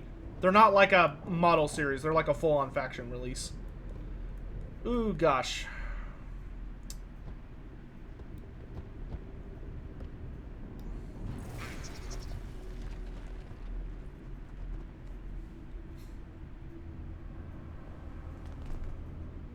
Ow.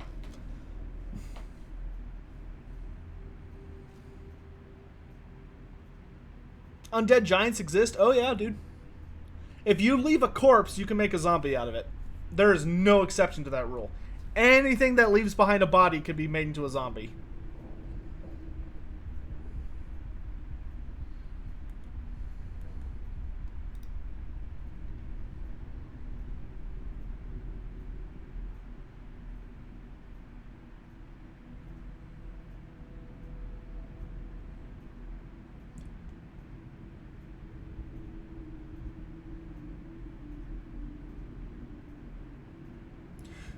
Yeah, I mean, the thing about COVID-19 that makes it so annoying is just that it takes so long to stop being active, and it can be such an absurd.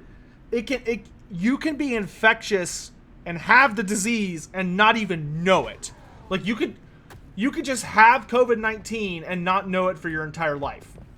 You know, you could just be completely asymptomatic. But the problem is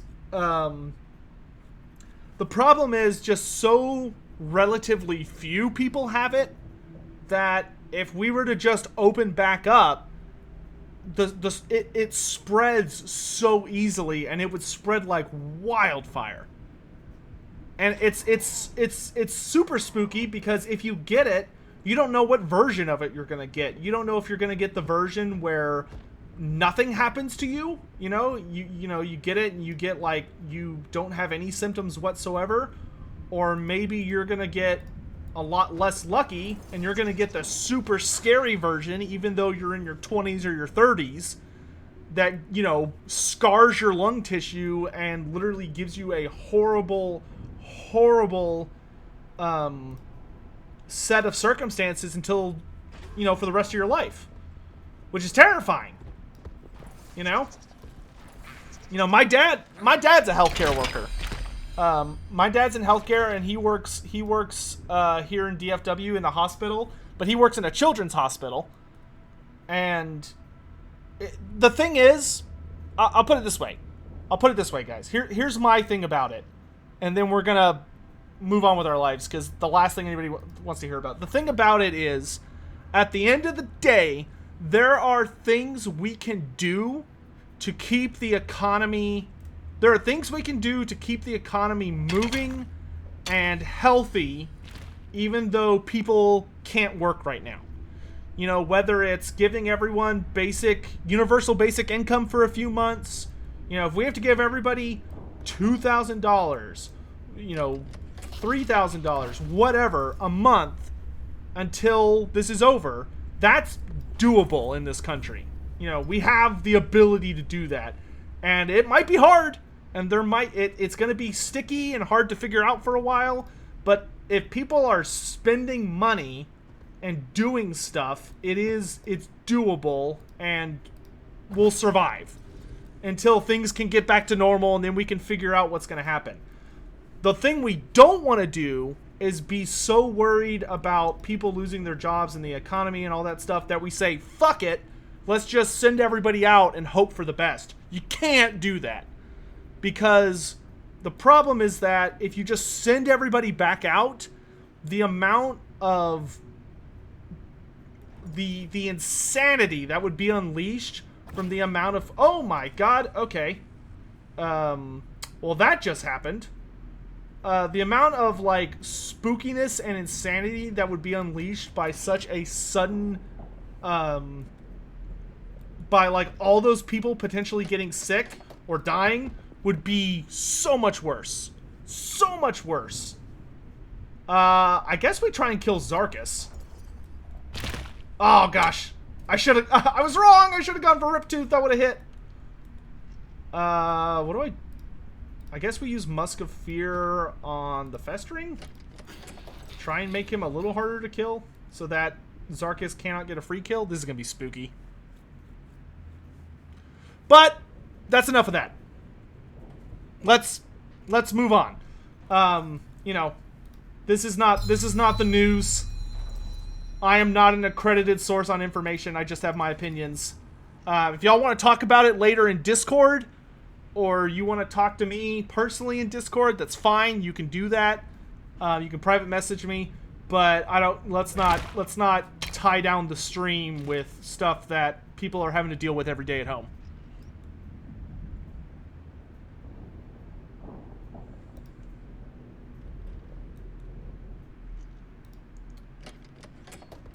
So, in other news... Okay, let's focus on bringing Riptooth down. Oh, come on! You son of a bitch! You son of a bitch! Crap! Okay, screw Riptooth. On to plan B. Let's try and get our Supremacy card.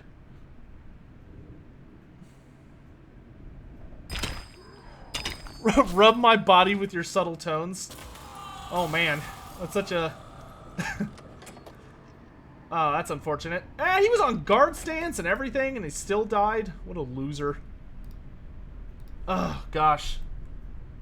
Oh, gosh. Okay, we can use There's Always More.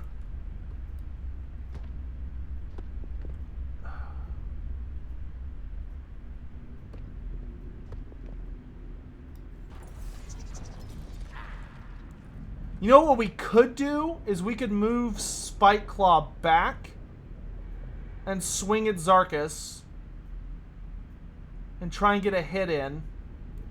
Oh, no. I've got a better idea. Oh, God, he just buffed himself. Oh, God. He's going to hit for 3. Oh, he could kill Kirk. I really don't want him to do that. Okay, let's do this. Let's move... I really want to get those 3 objectives this turn. Let's move here and swing at him. Oh, come on! Are you kidding? Fuck, my voice.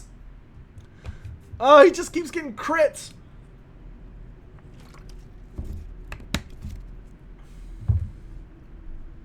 This is really bad.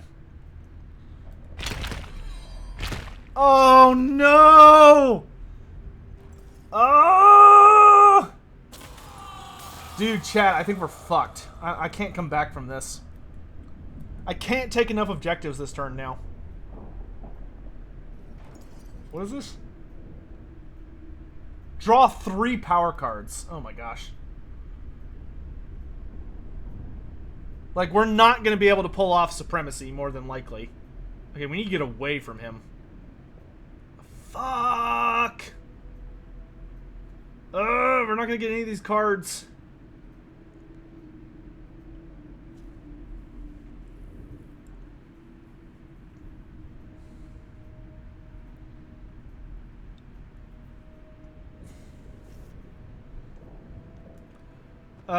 Man, that is so unlucky. He literally rolled a 6 every single time for defense. If he had rolled anything less than that, we would have been fine. Let's bring Lurking back over here. Try, at least get Gartok so that he cannot participate in the fight. Oh, this is super bad. This is so bad. I attacked 3 times and failed every single time. Ooh, the statistics, the likelihood of all 3 of those attacks failing was very tiny. Oh, great, and he has Awakened Weapon. Fuck. Okay, so we should probably get rid of Chosen Champion and Advancing Strike. We can get rid of Bodyguard for a price. Gosh, we're gonna need some, like, God tier luck to turn this around. The only way we could really turn this around is we would have to, like, get a free upgrade, play it on, get +1 to hit, or +1 strength, put it on Spike Claw, and then activate Spike Claw and one-shot Zarkus. That's the only way this is going to work out. That's not a bad card. I'd probably put that on Gartok. Army of One is a weird card. Sotek, this game doesn't agree with you? Nah, this game's fine. Sometimes you have good dice, sometimes you have bad dice. It happens. We won last game, and last game was really, really tough. The orc player we fought last time was, like, really good. And that came down to the wire. It was lucky we beat him.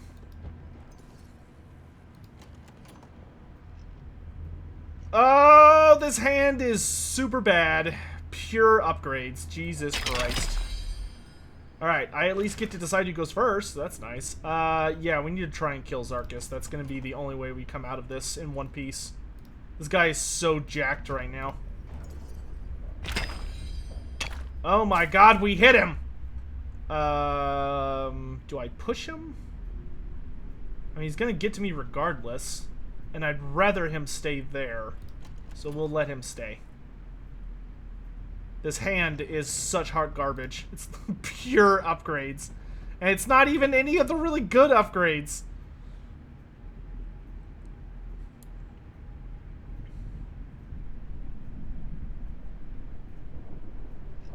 Roman, I wouldn't say this game's really like Mordheim. If you're looking for an age... Hey, Lord Bio. How's it going, man? If you're looking for a game that's an equivalent of... if you're looking for an equivalent of Mordheim, you want to check out Warcry. Warcry is the new version of Mordheim. Underworlds is kind of it's a totally unique thing, just because it's got card-based element to it. Alright, I guess we just go for gold here. Because if we could kill Zarkus, we might be able to turn this around. But it's going to be tough.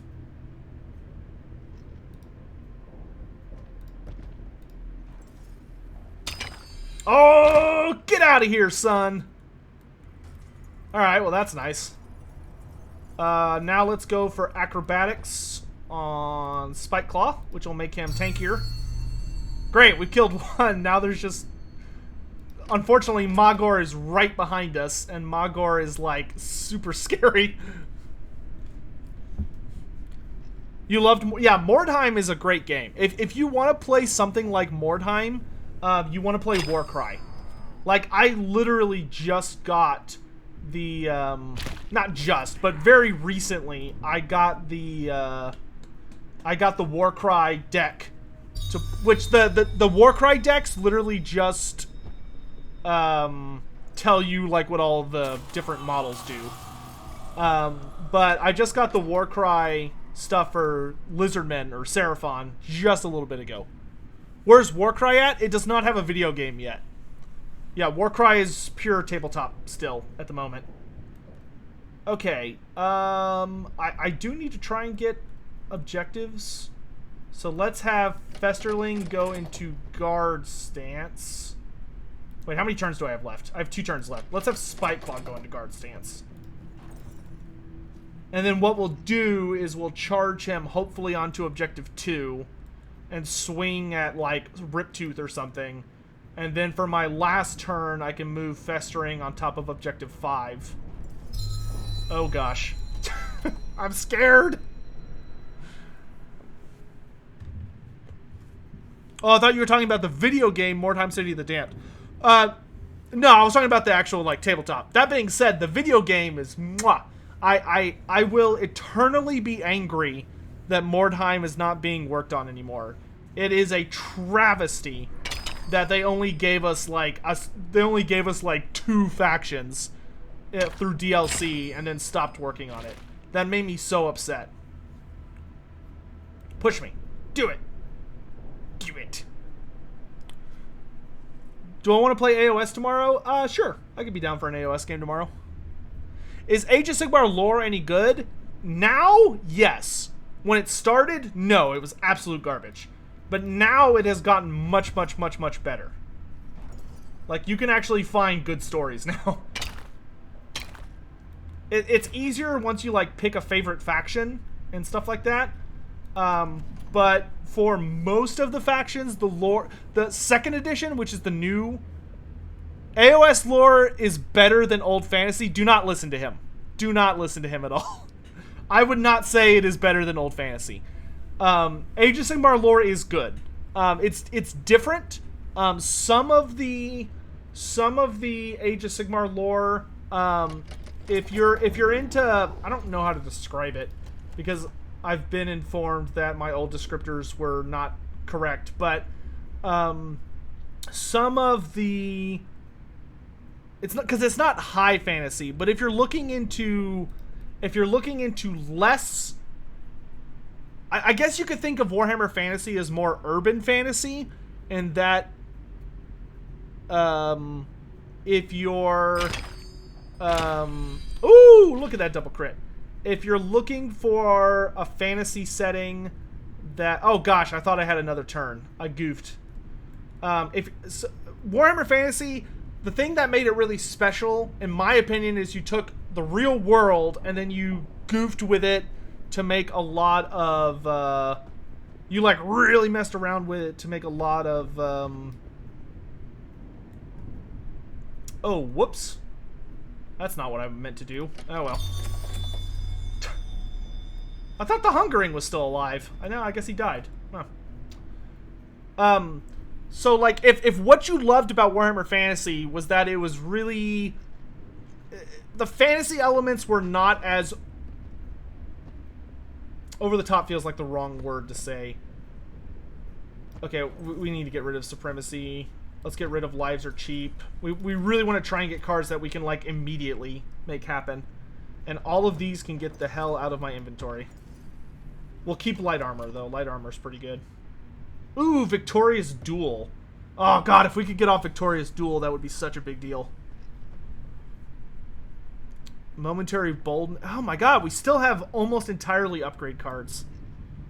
No bueno.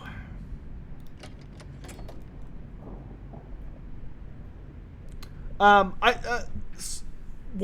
I know Warhammer, by very technical definitions, is high fantasy, but Age of Sigmar is also high fantasy, and the two are not comparable at all. I would say that Warhammer Fantasy is best described as urban fantasy, based on what a really in-depth thing I watched about like the different descriptions for it, where it is Earth with Earth-like civilizations and Earth-like timelines and Earth-like rules that have been, oh gosh, that guy's dead, that have been altered to fit a, wow, look at all the crits that are in that party, altered to fit a fantasy setting. Then you have Age of Sigmar where there's nothing, like there is nothing to do even remotely with anything that you could ever relate to other than there are people. Like humans exist. But even then, it's like not even humans because you have like, you have shit like Stormcast and crap like that. So you have that, and then you have fantasy. So if Warhammer Fantasy, if what you liked about Warhammer Fantasy, yeah, Overly Sarcastic Productions. That's exactly who I'm talking about. So Warhammer Fantasy, by what I was watching there, urban fantasy. Age of Sigmar, the highest of high. The highest of high. Grand epic fantasy. Like, Warcraft is more grounded than Age of Sigmar fantasy. If you're looking for something that's like... So, it depends on what drew you to Warhammer Fantasy in the first place. If Warhammer Fantasy, if you were drawn to it because you're like, oh man, here's, they're like, here's the planet, and here are cultures that, and there are historical figures that have been turned into either mythical creatures or they just show up in this bizarre mythical setting, then you're probably not going to like Age of Sigmar. If what you do like about Warhammer Fantasy was the world that ended up coming up between all of that over the course of the last 25 years, then you probably will like Age of Sigmar. Because honestly, when I really think of it... Dude, Adam, okay. Let me make this as fucking clear as I possibly can. The point I'm trying to make... Okay, listen. Just fucking listen right now.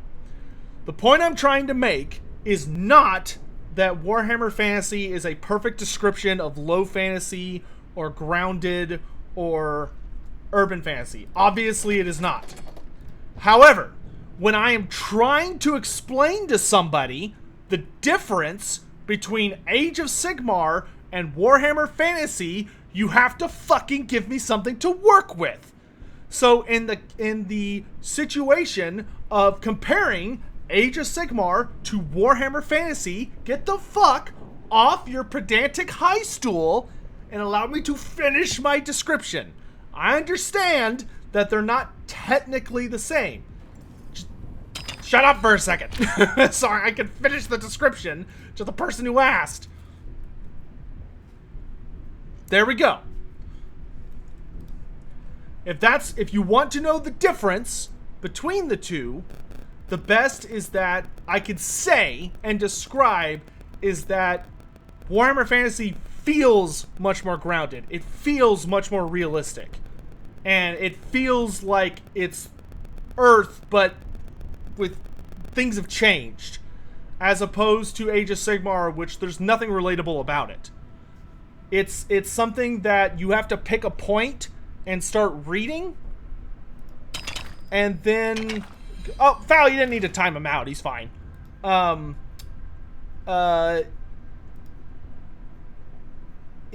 this point, for Age of Sigmar, you just kind of have to pick a point and start reading and see if you like it or not. There's I don't really think there's anything... I don't know if there's like a great way I can describe it or introduce it where I could easily point to something and say, if you like this, you're gonna like Age of Sigmar. Age of Sigmar doesn't really work like that. It's really parts of it are good, but I also think parts of it are really bad.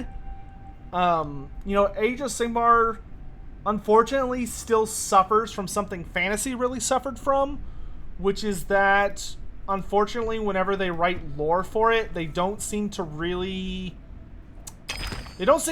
care about how lore accurate a lot of different aspects of it are.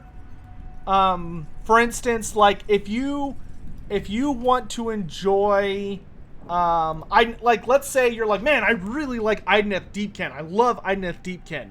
You would think, oh, okay, I need to pick up the Idoneth Deepkin Black Library book or read the Idoneth Deepkin short stories. But if you actually talk to an Idoneth player or someone that owns the army book, they will heavily tell you that the Black Library version of the Lumineth Deepkin is nothing like the ones in the army book. Despite the fact, like, there was... oh, sweet! We got a new warband skin. The Pallid Conclave. Ooh. Whoa! Look at that! They got warpstone weapons? Okay. Now that is a color scheme. Warpstone weapons? Yes, please. Oh, baby. Yeah, this is definitely the one I'm using from now on. Look at those weapons. Those look so good. Except for this guy. This guy, unfortunately, does not get anything cool and shiny to wield. The Hungering doesn't get a cool weapon. But I like this color scheme. That's a really cool color scheme. I like that.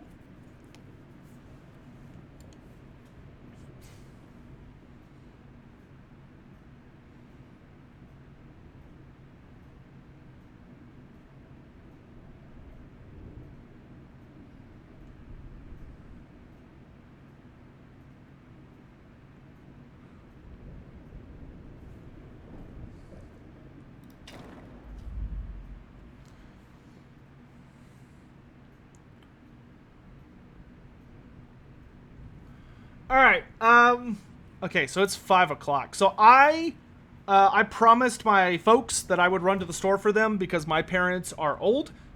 I should say that. My parents are over 60. There we go. Nah, that doesn't sound much better, to be honest. Anyway, my parents are in the very vulnerable group for the virus. So I don't like them going out until this is over. So I am going to go run a store run for my house, which is going to take a while because last I looked, the store list had at least 20 items on it. So I need to go do that. I want to thank you all very, very much for joining me. Big thanks to Dosict for the very generous donation earlier today. I super duper appreciate that. And I will catch you guys later. I will be back probably... I don't know if I'm going to stream again later tonight. Probably not. There's some other stuff I really want. Yeah, no. Today's Saturday. There's stuff I got to do. So that'll be it for me today. I will be back tomorrow. Oh! Before I go, I wanted to show you guys something for joining me today. I want to show you guys a special treat. Hold on! Don't leave! Hold on! Hopefully you didn't leave because I have a sneak peek of what's something coming tomorrow. There's going to be a new video coming out tomorrow, and I wanted to give you guys a sneak peek of something and how different it looks compared to what you have seen of it in the past. So without further ado, I hope you guys enjoy this very tiny sneak peek.